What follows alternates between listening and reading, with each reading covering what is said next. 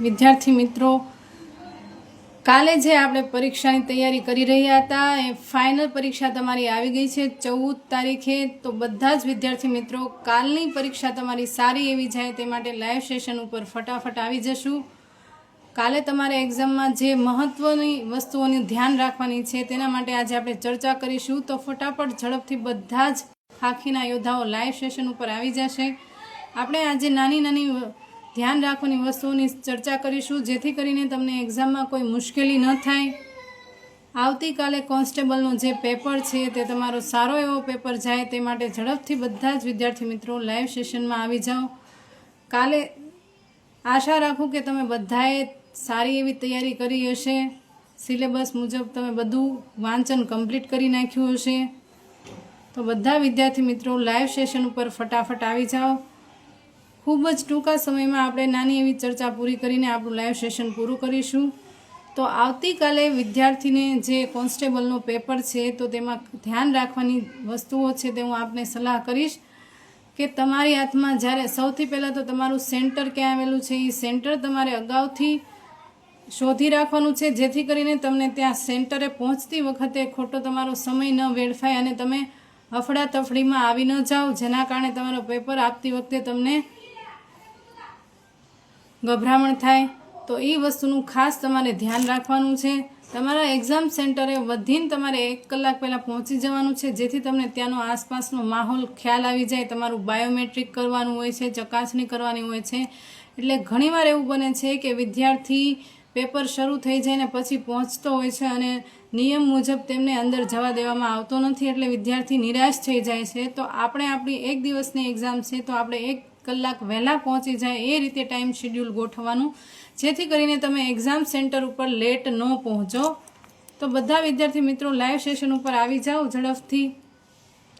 તો જ્યારે તમારે એક્ઝામ સેન્ટર ઉપર પહોંચો છો તમારે ફક્ત તમારો કોલ લેટર અને આધાર કાર્ડ જ લઈ જવાનું છે. બસ તમને એના આધારે ચેક કરવામાં આવે છે, બાયોમેટ્રિક કરવામાં આવે છે કે જે વિદ્યાર્થીને પેપર છે એ જ વિદ્યાર્થી એક્ઝામ આપવા આવ્યો છે કે નહીં. ઘણીવાર ફ્રોડ વ્યક્તિ બેસીને એક્ઝામ આપતો હોય છે. તો એ વસ્તુ તમારી કમ્પ્લીટ થઈ જાય એ માટે તમારું વ્યવસ્થિત બાયોમેટ્રિક થાય એ ખૂબ જરૂરી છે. જ્યારે તમારું બાયોમેટ્રિક થઈ જાય છે પછી તમને જે તે ક્લાસમાં બેસાડવામાં આવે છે. તો જ્યારે તમે ક્લાસમાં બેસો છો તમારી પાસે અડધી કલાક જેવો એક્સ્ટ્રા સમય હોય છે. તો એ સમય દરમિયાન તમે જે પણ કંઈ રીડિંગ કર્યું છે, જે કંઈ વાંચ્યું છે, જે રિવિઝન કર્યું છે એનું તમારે મનન કરવાનું છે. બીજું કંઈ તમારે કરવાનું નથી. બધા વિદ્યાર્થી મિત્રો લાઈવ સેશનમાં કોઈની કોમેન્ટ દેખાતી નથી.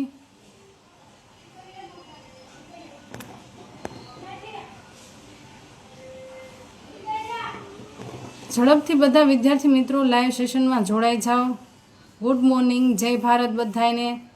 જે પણ તમારી નાના કોઈ ક્વેશ્ચન છે, જે મૂંઝવણ છે તે તમે મને પૂછી શકો છો જેથી અત્યારે તમારે સોલ્યુશન આવશે. પેપર આપતી વખતે તમને કોઈ સોલ્યુશન નથી આપવાનું. બને એટલો તમે લાઈવ સેશન છે જે આપણું શેર કરી દો જેથી બધા વિદ્યાર્થી મિત્રો એમાં જોડાઈ શકે. બધાને જય માતાજી, ગુડ મોર્નિંગ, જય હિન્દ. ઝડપથી લાઈવ સેશન ઉપર આવી જાઓ. તમને એક્ઝામ આપતી વખતે જે પણ કંઈ અડચણ નડતરરૂપ થાય છે તેની તમે અત્યારે ચર્ચા કરી શકો છો. ક્લાસમાં તમે બેસો છો અને તમારા હાથમાં પેપર નથી આવતો એ સમય એટલામાં તમારી પાસે જેટલો સમય હોય છે એ સમય દરમિયાન તમારે મનન કરવાનું છે. તમે જે પણ કંઈ વાંચ્યું છે, જે પણ તમે રિવિઝન કર્યું છે એનું મનન કરવાનું છે.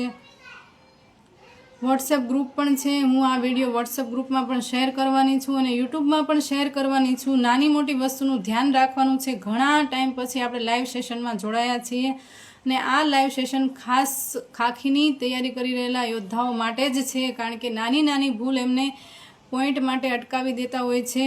વોટ્સએપ ગ્રુપની લિંક સ્ટેટસ પર મૂકો ને હમણાં હું લાઈવ સેશન પૂરું કરું ભાઈ એટલે વોટ્સએપ ગ્રુપની લિંક હું શેર કરી દઉં છું. બીજી ભરતી પણ નેક્સ્ટ યરમાં આવવાની છે પણ અત્યારે જે લોકો પરીક્ષા આપવાના છે, જે વિદ્યાર્થી પરીક્ષા આપવાના છે એમના માટે ખાસ અત્યારે આજે સૂચના આપવામાં આવશે એ તમારી માટે ખાસ જરૂરી છે. એક્ઝામમાં વિદ્યાર્થી ખૂબ જ 10 પછી પોલીસ બનાય, 10 પછી પોલીસ તરત નથી બની જવાતું ભાઈ. 12 પાસ તો કરવી જ પડે છે ને હવે પછીની એક્ઝામ ઇનકેસ કોલેજ બેઝ પર પણ થઈ શકે છે તો તમારે એ રીતની તૈયારી રાખવાની છે. તો જ્યારે વિદ્યાર્થી ક્લાસરૂમમાં બેસે છે, પેપર હાથમાં નથી આવતો, તે સુધીમાં જે પણ સમય હોય છે ત્યાં સુધી તેને મનન કરવાનું છે. ત્યારબાદ તમારા હાથમાં OMR આપવામાં આવે છે. તો OMRમાં ઘણીવાર વિદ્યાર્થી ભૂલ કરતો હોય છે, બેઠક નંબર લખવામાં ભૂલ કરતો હોય છે. તો ખાસ કરીને વ્યવસ્થિત રીતે તમારો OMR નંબર લખવાનો છે, જે તમારો સીટ નંબર છે વ્યવસ્થિત રીતે લખવાનો છે, કોઈ જાતની ભૂલ ન થાય. અને કોઈ પણ એવી શાહીવાળી પેન વાપરવાની નથી. જે સિમ્પલ જે બ્લેક અને બ્લુ પેન હોય છે, બેમાંથી એક વાપરી શકો છો તમે. જો શાહીવાળી એવી પેન વાપરો છો તો ઘણીવાર એવું બને કે તમે ટીક માર્ક કરતા જાઓ છો અને તમારો હાથ અડે એટલે એ ભૂસાતું જાય છે અને રેડાય છે. તો એવી પેન ક્યારેય યુઝ ન કરો. OMR આવે એટલે ફટાફટ તમારો નંબર એમાં લખી દો. ત્યારબાદ 10 મિનિટ પછી તમને તમારો પેપર આપવામાં આવે છે. તો પેપર જ્યારે તમને બેલ નથી વાગતો ત્યાં સુધી તમારે પેપર તોડવાનું હોતું નથી, તેનું સીલ તોડવાનું હોતું નથી. ત્યાં સુધી તમારે વેઇટ કરવાનો છે. ને જેવો બેલ પડે છે, ઘણા વિદ્યાર્થી એવું કરે છે કે બેઠા બેઠા પહેલાં આખો પેપર વાંચે છે. આખો પેપર વાંચે ત્યાં જ એની 20 મિનિટ પૂરી થઈ જાય છે. અને પેપર વાંચે ને પેપરમાં અઘરા પ્રશ્નો જોઈ જાય એટલે જે એને આવડતું હોય એ પણ તે ભૂલી જાય છે. એટલે પહેલી આ ભૂલ ક્યારેય નથી કરવાની. પહેલી વસ્તુ તમારે ખાસ યાદ રાખવાની છે, પેપર જ્યારે તમે ખોલો છો એક પછી એક પહેલાં 10 ક્વેશ્ચન તમે સોલ્વ કરો. પહેલો પ્રશ્ન સોલ્વ કરો છો, 10 પ્રશ્ન એવી રીતે ટીક કરી લો. પછી 10 પ્રશ્ન તમને 10માંથી જેટલા પ્રશ્ન આવડે છે એટલા OMRમાં ટીક કરો. નથી આવડતા એ પેપરમાં ટીક માર્ક કરીને રાખો. ત્યારબાદના 10 પ્રશ્ન લો. એવી રીતે તમારી OMR પણ તમે OMRમાં ઘણીવાર સિરીઝ વ્યક્તિ ચૂકી જાય છે અને એના કારણે પણ એના માર્ક્સ કટ થઈ જતા હોય છે. આ ભૂલ મેં પણ કરેલી છે. તો તમે ન કરો એના માટે ખાસ અત્યારે હું તમને સૂચના કરું છું કે 10 ક્વેશ્ચન જેવા ટીક થઈ જાય છે પેપરમાં તો ડાયરેક્ટ તમારે OMRમાં ટીક કરી દેવાના છે. જે પ્રશ્ન નથી આવડતા એ બાકી રાખવાના છે. પછી ઘણીવાર વિદ્યાર્થી એવું કરતો હોય છે કે ઘણા વિદ્યાર્થીને શરૂઆતમાં મેથ્સ આવી જાય છે. તો મેથ્સના 10 પ્રશ્નો સોલ્વ કરવામાં એટલી મથામણ કરે છે, અડધી કલાક તો એની એમનેમ વહી જાય છે. તો એ વસ્તુ ખાસ તમારે ધ્યાન રાખવાની છે. જે વસ્તુ તમારાથી નથી થતું એ ઘડીક પૂરતું છોડી દો. ઘણીવાર તમે એવું કરશો કે એ પ્રશ્નો સોલ્વ કરવામાં તમને આવડતા હશે, એમાં પણ તમે ડીમોટિવ થઈ જશો. એટલે જે પ્રશ્ન તમને આવડે છે એ ટીક કરો, જે નથી આવડતું એ પેપરમાં ટીક માર્ક કરીને રાખો.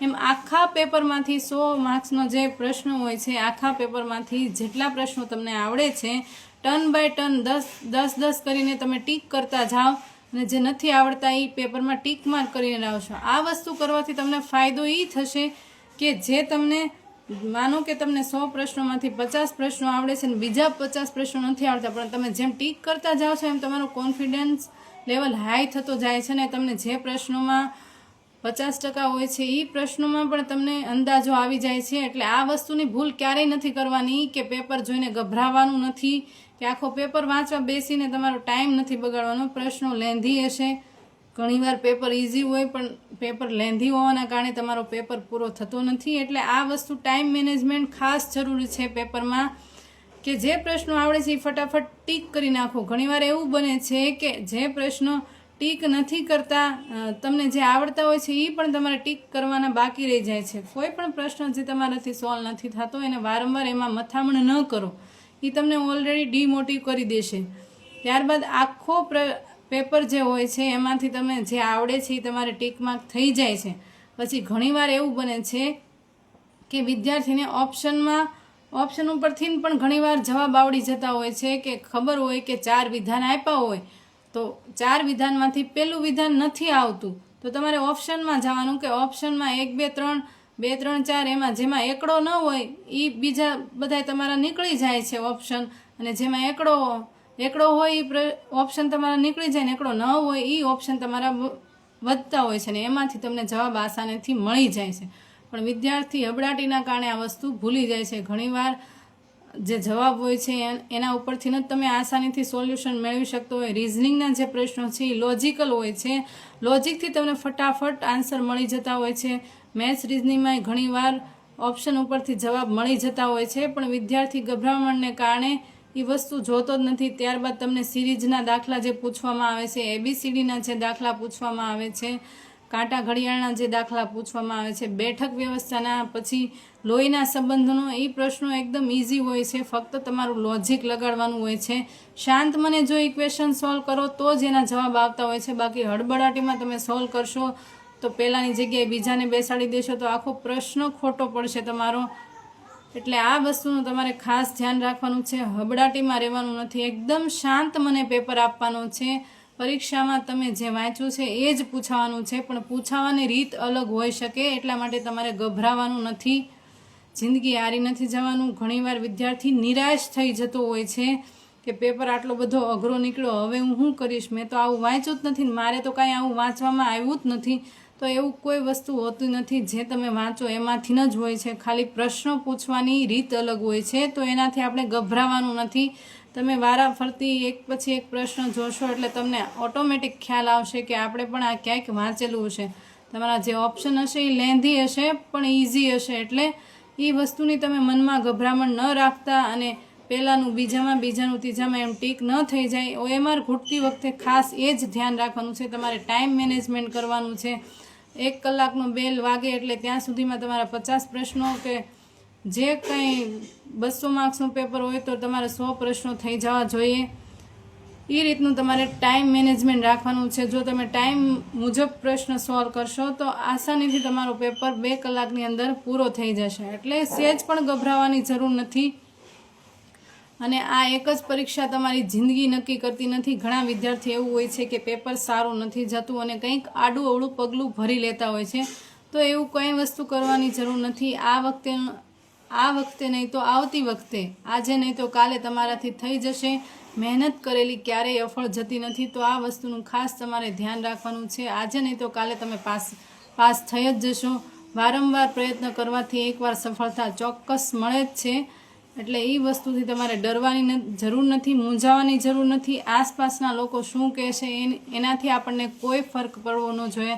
કારણ કે તમે પોતે પરેશાન હશો, મુશ્કેલીમાં હશો તો કોઈ વ્યક્તિ તમને હિંમત આપી જવાનું નથી.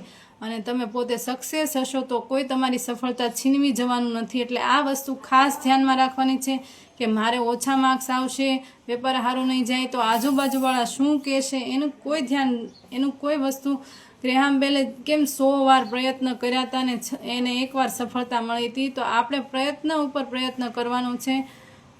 મોર and more practice, one day you will be success. એટલે વારંવાર તમે પ્રેક્ટિસ કરો, એક દિવસ તમે ચોક્કસ સફળ થશો.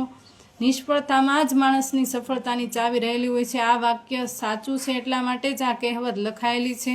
તો એ વસ્તુ ભૂલવાની નથી. તમારા તરફથી કોઈ પ્રશ્ન હોય તો તમે મને પૂછી શકો છો. અત્યારે તમને સોલ્યુશન મળી શકશે. ખાસ નાની નાની વસ્તુનું ધ્યાન રાખવાનું છે પરીક્ષામાં. જે પણ વિદ્યાર્થી મિત્રોને કોઈ પ્રશ્ન હોય તો મને પૂછી શકો છો. આ લાઈવ સેશન ફક્ત તમારી કાલની એક્ઝામ માટે જ છે. તો બધા વિદ્યાર્થી મિત્રોને સારી એવી એક્ઝામ જાય. શાંતિથી તમારો પેપર આપજો, શાંત મને, જેથી કરીને આડાઅવળી પ્રશ્નો ન થઈ જાય અને OMRમાં ઘૂંટવામાં તમને પ્રોબ્લેમ ન થાય. તો ફરીને વિદ્યાર્થીને છેલ્લે એક સૂચના કરી દઉં કે જ્યારે તમે એક્ઝામ સ્થળ ઉપર પહોંચવાનું હોય છે 1 કલાક પહેલાં પહોંચી જાઓ. ત્યાંનો જે માહોલ છે એનાથી પરિચિત થઈ જાઓ. અંદર જ્યારે તમને બાયોમેટ્રિક માટે બોલાવવામાં આવે છે, ખોટી ભીડભાડમાં ઉતાવળ ન કરો. બધાનું શાંતિથી બાયોમેટ્રિક, કેમ કે ત્યાં પૂરતી પોલીસનો બંદોબસ્ત હોય છે.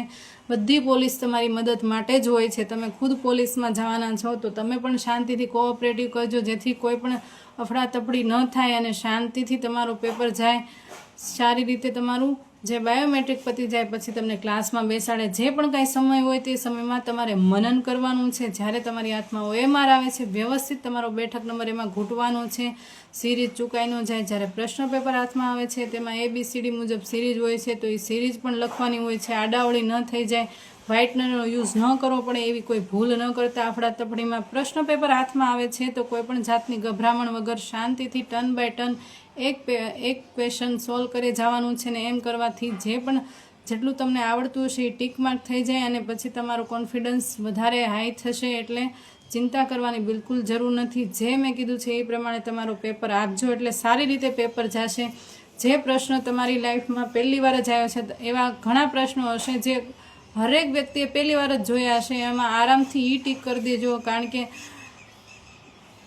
તમારો માર્ક 0.33ની બદલે 1.33 લઈ નહીં જાય. ઘણા વિદ્યાર્થીઓ એમ માને કે 200માંથી તો મારે 180 તો કરવા જ પડે તો જ તે માર્ક આવે. એવું કાંઈ હોતું નથી. ખોટા તુક્કા મારતા નહીં, કારણ કે 180માંથી તમે 180 ટીક કર્યા હોય ને 80 ખોટા પડે એટલે એ માર્ક તમારું વધારે ડાઉન થઈ જાય છે, તમારું મેરિટ લેવલ. એટલે એ જોવાનું નથી. જેટલા તમને પરફેક્ટ પ્રશ્ન આવડે છે એ પહેલાં ટીક કરી લો. પછી જેમાં તમે 50-50 છો એમાં તમે વિચારીને ઓપ્શન ઉપરથી ટીક માર્ક કરવાની કોશિશ કરજો. આડેન ધડ જય માતાજી જય મંગલમાં એમ કરીને પ્રશ્ન ટીક ન કરતા, કારણ કે એ તમારા માઇનસમાં માર્ક્સ લઈ જઈ શકે. એટલે ખાસ ધ્યાન રાખજો. 0.25ની આ ભાઈ સાચી વાત છે.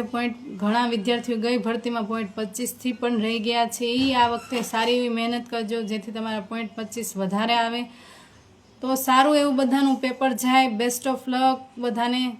સારી એવા પેપરમાં માર્ક્સ આવે એવી શુભકામનાઓ. તમારા મા બાપના સપના સાકાર કરો, પેપરમાં પાસ થઈ જાઓ, સારું એવું મેરિટ બને એવી સૌ વિદ્યાર્થીઓને મારા તરફથી શુભકામનાઓ છે. જય હિન્દ, જય ભારત, બેસ્ટ ઓફ લક બધાને. સારું એવું પેપર જાય. પોલીસમાં પણ સારું છે ને ફોરેસ્ટમાં પણ સારું છે ભાઈ. બધામાં મહેનત તો કરવી જ પડે છે. પોતાની પસંદગીની નોકરી હોય તો તમને વધારે નોકરી કરવાની મજા આવશે. એટલે ચિંતા ન કરતા. થોડાક સમયમાં આપણે લાઈવ સેશન ફોરેસ્ટ ઉપર અને જે અત્યારે કંડક્ટરની ભરતી આવી રહી છે એના ઉપર લાઈવ સેશન લઈશું. ઘણા વિદ્યાર્થીઓ કંડક્ટરમાં ફોર્મ ભર્યા છે તો આ વખતે તમે એનો પેપર પણ ઇઝી નહીં હોય, એટલે એ વસ્તુ ધ્યાન રાખીને તમે તૈયારી કરજો. આપણે મળીશું નેક્સ્ટ લાઈવ સેશનમાં. તો બધાને બેસ્ટ ઓફ લક, સારો એવો પેપર જાય એવી શુભકામનાઓ. જય હિન્દ, જય ભારત.